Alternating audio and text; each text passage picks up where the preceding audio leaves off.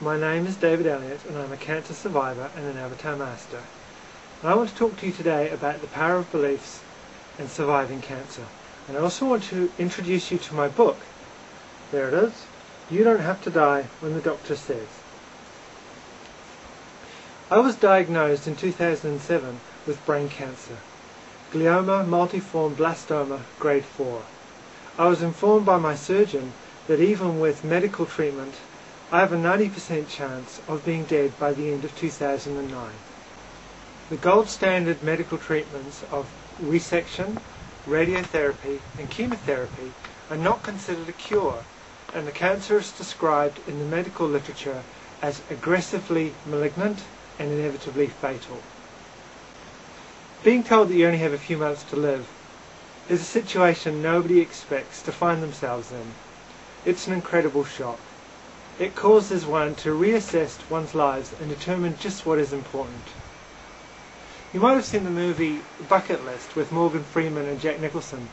That's a great movie about a couple of men who get cancer and are told they only have a few months to live. And they set off to have an adventure doing all the things that they thought they'd want to do before they died. It's quite a laugh and it's very touching. The movie raises a question: what would you do if you were told you only had a couple of months to live?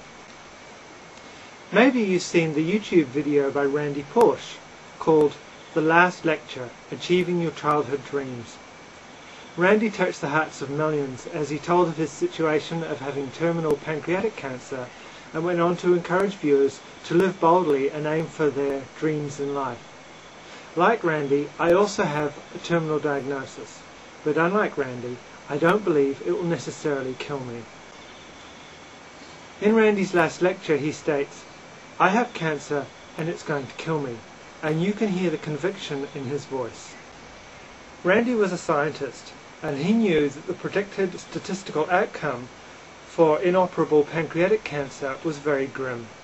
He believed in his prognosis.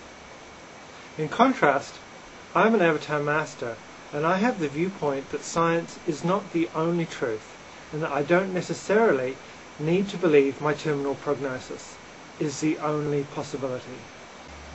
In fact, I think it's very dangerous for my health for me to believe that glioma is inevitably fatal and that my demise is determined by the statistical data. Science is a wonderful creation of the human intellect and continues to be a helpful tool in exploring and managing the physical universe. Medical science has vastly expanded our understanding of disease. It has extended our life expectancy and it has reduced the collective suffering of the planet. But our understanding of science and medical science has limits. Having an incurable cancer is one of those limits. When you are given a terminal diagnosis, you are faced with a choice. You can either remain within the bounds of medical science and believe that you are going to die of your illness, or you can step beyond the bounds of science and choose to believe something different.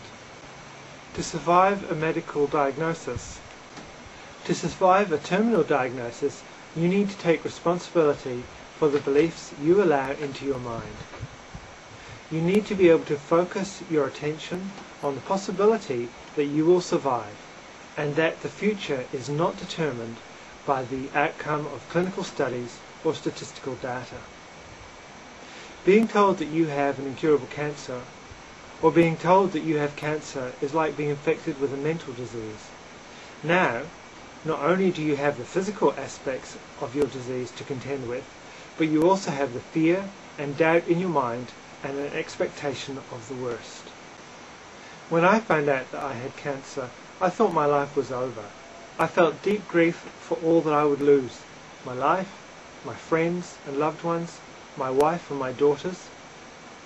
In the face of cancer, I felt helpless, and my doctors plainly thought I was too. But then I remembered that I have the power to decide, and that I can choose to believe whatever I want to believe. Data and facts and clinical studies are easy to believe in, especially if one is a scientist, or has been educated, as I have been, to believe in science as the only interpretation of reality. But I can choose to believe that the data is about the past, and it's about what happened to other people in the past, and that doesn't determine what has to happen to me. The future is uncertain and anything can happen. Now you might think that I am in denial and that I am just fooling myself. And I say, yes, you might be right. Yes, I might still die at or close to my use-by date, but that is not what concerns me today. What is important to me is how I am living my life today. Am I living it like a cancer victim, destined to die soon of my disease? Or am I living it like a source being, free to decide what I believe, free to make choices, and free to enjoy? Being given a terminal diagnosis was not the end of my life. In fact, my life has been incredibly rewarding since the diagnosis. I have realized how loved and supported I am by my family and friends. I have realized that I am on this world through choice, and that I still choose to stay here and learn and love more. I have had countless beautiful moments when I have been able to support and assist others. I have been to Australia and America on avatar courses, and I have been to Fiji for a holiday. I have cycled the Otago Rail Trail and tramped across or around Mount Ruapehu. I have written and published a book and created a website and made many new friends. Currently I have no symptoms of cancer.